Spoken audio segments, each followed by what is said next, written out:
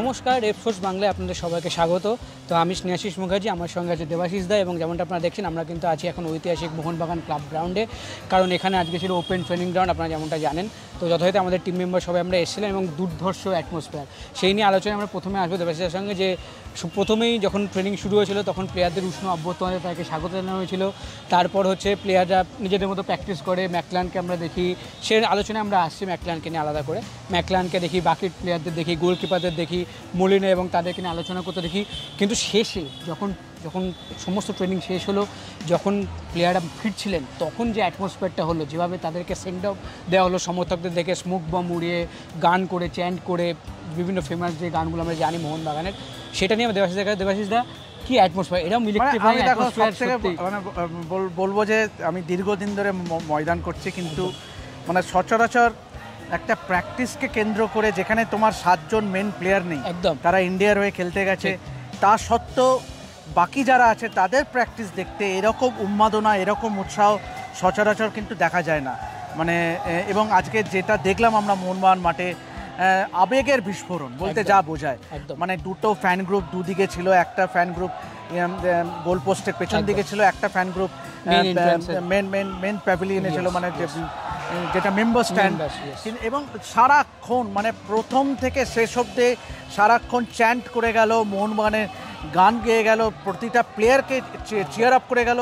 এর জিনিস সত্যি মানে বোঝাই যাচ্ছে যে মানে কীরকম প্যাশনেট এই মোহনবাগান সমর্থকরা। শুধুমাত্র মোহনবাগান সমর্থকরা নয়, অন্য দুটো ক্লাব তাদেরও এরকম সমর্থন আছে। কিন্তু আজকে আমরা একটা বিশেষ জিনিস লক্ষ্য করলাম। একদম আমার মনে হয় এর পেছনে ক্লাবের যে রিসেন্ট সাকসেস, সে একটা বড় ফ্যাক্টর। অবশ্যই লাস্ট 2 বছর আমরা যেভাবে দেখেছি মোহনবাগানকে ট্রফি জিততে, এবং অ্যাটলিস্ট ট্রফি না জিতলেও যে কোনো টুর্নামেন্টে শেষ 4 বা ফাইনালে খেলা, আই থিঙ্ক সে একটা বড় ফ্যাক্টর যে সমর্থকদের এত ভালোবাসা তারা পাচ্ছে। এবং আজকে এই ওয়েদারের মধ্যেও যথেষ্ট পরিমাণ বৃষ্টি, মিডিলেও আমরা বৃষ্টি পেয়েছি আমরাও, তার মধ্যেও ফ্যানরা যেভাবে লাস্ট পর্যন্ত ছিলেন, এক কথায় দুর্ধর্ষ। তবে আমি একটা কথা যেটা আমি আরেকটা হলো ফ্যানদের নিয়ে, যখন প্র্যাকটিস শেষ হলো, তুমি এটা বললে যে গোলকিপারদের পেছনে একটা ফ্যান গ্রুপ ছিল, সেখানে আমরা দেখলাম মলিনা সহ বাকি সমস্ত কোচিং স্টাফ এবং প্লেয়াররা তারা এক জায়গায় লম্বা হয়ে দাঁড়ালো, এবং এটা আমরা ইউরোপিয়ান ফুটবলে আমরা দেখে থাকি। সেই ফ্যান গ্রুপের একটা মেসেজ দিল তারা, যেটা বললাম আমি তোমার কাছে আসছি বিস্তারিত জানতে। আমি যেটুকু যা বুঝলাম, তারা মেসেজ এটাই দিল যে অ্যাজ আ ফ্যান কিন্তু আমরা তোমাদের সবসময় পেছনে আছি। তোমরা প্রচুর টুর্নামেন্ট এবারে খেলছো, এএফসি টুর্নামেন্ট বলো বা আইএসএল বলো, ডুরান্ট অলরেডি হয়ে গেছে, রেজাল্ট খারাপ হোক ভালো হোক তোমরা জান দিয়ে খেলো, এবং রেজাল্ট যাই হোক আমরা তোমাদের ব্যাকিং সবসময় করবো। এটা কত বড় একটা মোটিভেশন। অ্যাবসলিউটলি, এটা তো একটা খুবই বড় একটা পাওনা বলবো আমি প্লেয়ারদের কাছে। কেননা দেখো, যেটা সমর্থকদের যেটা বলতে শোনা গেল, you will have our back. সুতরাং এটাই তো দরকার। একটা ফুটবল ক্লাব, একটা ক্লাবের সাফল্য কিন্তু অনেকাংশেই কিন্তু জড়িয়ে থাকে যে সমর্থকরা কীরকম সমর্থন করছে, এবং সেটাই কিন্তু আজকে করে দেখালো। দেখো, গোটা একটা লম্বা আইএসএলের মতন লিগে কিন্তু চড়াই উতরাই থাকবে, কখনো ভালো করবে, কখনো খারাপ করবে। তো কিন্তু তা সত্ত্বেও it is up to the fans, তারা যে সমর্থনটা দেবে, মানে এটার জন্যই কিন্তু আজকে এই প্লেয়াররা আরও বেশি চেগে থাকে, এবং আজকে ওরা অ্যাকনোলেজও করলো সেটা। কারণ মলিনা থেকে আরম্ভ করে প্রতিটা player, even for that matter ম্যাকলারেনকেও দেখা গেল সব এই যে সাপোর্টটা, তার সেই ফ্যানেদের এই সাপোর্টটাকে অ্যাকনোলেজ করতে। তো ডেফিনেটলি এটা এখন it's বয়েলস down to how the players perform on the field. মাঠে কীরকম খেলে তার উপরে নির্ভর করবে মোহনবাগানের সাফল্য। একদম। আর আমার তো মনে হয় ডুরান্ট কাপে যে ফাইনালটা যেভাবে হারতে হয়েছিল মোহনবাগানকে, তারপর আইএসএলের শুরুর আগে এই যে সাপোর্টটা, এটা খুব দরকার, এবং এটা অ্যাডেড বুস্ট হিসেবেই কাজ করে মুম্বাইয়ের এগেনস্টে নামার আগে। এবার আমরা যদি আসি প্লেয়ারদের কথায় প্র্যাকটিসে, তাহলে অবশ্যই সবার একটাই নজর, একটাই প্রশ্ন যে জেমি ম্যাকলারেন কি ডেবিউ হতে চলেছে মুম্বাইয়ের এগেনস্টে আইএসএলের প্রথম ম্যাচে এই যুব ভারতীতে। তুমি আজকে কীরকম দেখলে? আজও কিন্তু শুরুতে তাকে দেখা গেল সাইডে প্র্যাকটিস করতে, কিন্তু পরে কিন্তু তাকে আমরা দেখেছি বল নিয়ে টিমেদের বাকি সঙ্গে প্র্যাকটিস। কীরকম লাগলো? বলতে পারি যে হি স্লোলি বাট শিওরলি ফর্মে, ম্যাচ ফিটনেসের দিকে যাচ্ছে, এমন নয়।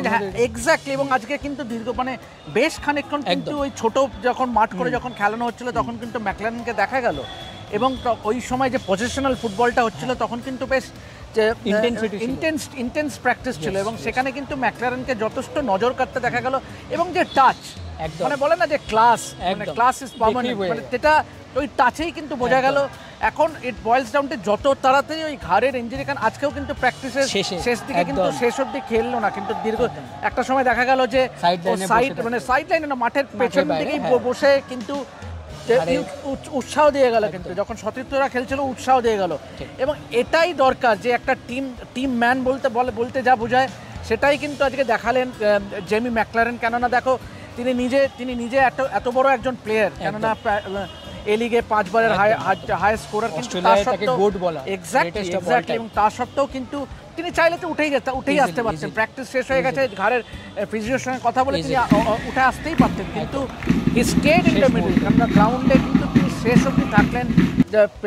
সতীর্থরা যখন প্র্যাকটিস করছিল চিয়ার করলেন, তারপরে তিনি আস্তে আস্তে চলে এলেন। মানে এবং তিনি যে কতটা মুখিয়ে আছে, ম্যাকলারেন যে কতটা মুখিয়ে আছে খেলার জন্য, সেটা এই বডি ল্যাঙ্গুয়েজেই পরিষ্কার, কেননা সারাক্ষণ কিন্তু ইনভলভ হতে চাইছে এই টিমের সঙ্গে। একদমই তাই। আর যেই ম্যাকলারেনের পাশাপাশি আরেকজন প্লেয়ার যে বিদেশি, যার উপর নজর সেটা আলবার্তো রদ্রিগেজ। কারণ আমরা দেখেছিলাম ফাইনালে প্রথম হাফের একদম শেষের দিকে তাকে কিন্তু উঠিয়ে নিতে হয়েছিল। হয়তো কোনো তেমন চোট ছিল না, হয়তো ক্র্যাম্পের জন্য, বাট একটা প্রশ্ন ছিল কি তিনি হয়তো কি প্রথম ম্যাচে কি নামতে পারবেন। বেশি জোরালো চোট না হলে একটা প্রশ্ন ছিল, কিন্তু আজকে যেরকম ইন্টেন্সিটি তিনি প্র্যাকটিস করলেন তাতে তো আমার মনে হচ্ছে তিনি থাকবেন ঠিক। তোমার কি মনে হয়? 100%। এবং আমার মনে হয় যে আলবার্তো রদ্রিগেজ স্টার্ট করবে, একদম মনে হচ্ছে ভেরি লাইকলি যে স্টার্ট করতে পারে। স্কোয়াডে তো থাকছে। অ্যাবসলিউটলি স্টুয়ার্টে থাকবে। এই টিমটার হৃৎপিণ্ড বলতে যদি কাউকে বলতে হয় সেটা হলো গ্রেগ স্টুয়ার্ট, একদম। কেননা যে খেলাটা তৈরি করা সেটা ঠিক। কিন্তু গ্রেগ স্টুয়ার্টের থেকেই কিন্তু তৈরি হচ্ছে। এবং যখন পরে যখন সাহালরা চলে আসবে, আপুইয়ারা চলে আসবে, কিন্তু মোহনবাগানের মাঝমাঠ এবং আক্রমণ ভাগের যে তালমিল, সেটা কিন্তু ওই ব্রিজটা কিন্তু করবে গ্রেগ স্টুয়ার্ট। এবং তবে এখনও কিন্তু আমি বলবো যে মোহনবাগান দুই বিদেশিতে যদি যায়, সেই অর্থে টম অ্যালড্রেড এবং আলবার্তো রদ্রিগেজ, তাহলে কিন্তু বাকি যে ডিফেন্স লাইন আছে সেটা নিয়ে কিন্তু একটা কনসার্ন থাকবেই। কেন দেখো সেই অর্থে কিন্তু দীপেন্দুকে দুজনকেই খেলতে দেখা গেল ডিফেন্স লাইনে। তবে সুভাষিস যেহেতু ক্যাম্পে আছে, কিন্তু তা সত্ত্বেও আমি বলবো যে মোহনবাগানের কিন্তু ডিফেন্স লাইনে কিন্তু সেই চিন্তা থেকেই যায়। একদম। এটা তো আমরা বারবার আমরা বারবার কোচ মুলিনাকেও জিজ্ঞাসা করেছিলাম প্রেস কনফারেন্সে যে আপনাকে এটা চিন্তা থাকছে, কারণ যেভাবে তারা গোল হজম করেছে স্পেশালি নকআউট ম্যাচগুলোতে। কিন্তু কোচ তো বরাবরই বলেছেন তার কোনো চিন্তার ব্যাপার নেই, তারা এখন চেষ্টা করছেন বিভিন্ন স্টাইলে বিভিন্ন ফরমেশনে খেলিয়ে, এবং তিনি আশাবাদী যত ম্যাচ এগোবে তার এই প্লেয়াররাই যথেষ্ট সক্ষম ডিফেন্সকে সামলাতে। তো সেটা তো সময়ই বলবে সেরকম কী হয়। তুমি যেটা বললে গ্রেগ স্টুয়ার্টের কথা, আমি সেটাই বলবো যে তুমি বাকি বিদেশিদের কেমন লাগলো, কারণ মানে যদি ডুরান্ডে দেখো, গ্রেগ স্টুয়ার্ট বলো বা ডিমি পেটারসন, এটা কিন্তু পরের দিকে জয়েন করেছিল। তো তাদের ফিটনেস বলো বা এই ওয়েদারের সঙ্গে এসেই মানিয়ে নেওয়া একটা প্রশ্ন ছিল, বা একটা তার জন্য তালমিলে অভাব দেখা গেছিলো।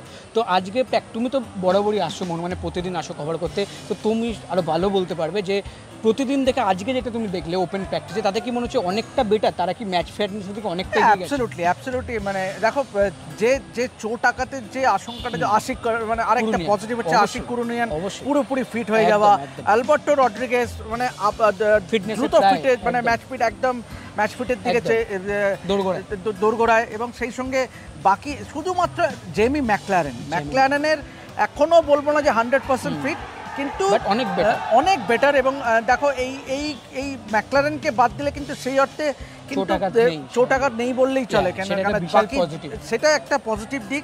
এখন দেখো 13 তারিখের ম্যাচের আগে এখনো বেশ কয়েকদিন পাবে মলিনা, সুতরাং ইন্ডিয়ান টিমের প্লেয়াররা 10 তারিখে যোগ দেবে প্র্যাকটিসে, সুতরাং তারপরে কিন্তু আরও 3 দিন হাতে পাবে। যদিও প্রথম ম্যাচটা একদমই কঠিন চ্যালেঞ্জ, একদম মুম্বাই সিটি এফসির বিরুদ্ধে, সুতরাং তবে মোহনবাগানের এবারে যা দল, তাতে কিন্তু আশা করাই যায় ভালো কিছু। একদমই তাই। তো যেমনটা আপনারা শুনলেন যে সমস্ত প্র্যাকটিসে এইসবই ছিল ইনসাইটস, আর পাশাপাশি আমি এটাকে অ্যাড করতে চাই যে গোলকিপারদেরও ভালো রকম প্র্যাকটিস করতে দেখলাম, এবং ধীরাজও পুরোপুরি ফিট, দুর্দর্শ কিছু সেভও করলেন, বিশালকে তো সেভ করেই থাকেন, উনি আজও সেই সেভ করলেন। আর যেভাবে লাস্টে সবাইকে অভ্যর্থনা হয়েছিল, আমরা যেন আপনাদের বললাম এক কথায় অনবদ্য। তো এটাই, আপনার যদি এই ভিডিওটা ভালো লেগে থাকে তো অবশ্যই ভিডিওটি লাইক এবং শেয়ার করুন, এবং আমাদের চ্যানেলটাকে সাবস্ক্রাইব করুন। আপাতত আমরা বিদায় নিচ্ছি, আমি এবং দেবাশিস দা। তবে আপনাদের জন্য এই প্র্যাকটিস থেকে রইল কিছু গুরুত্বপূর্ণ মুহূর্ত, চলুন দেখে নিন।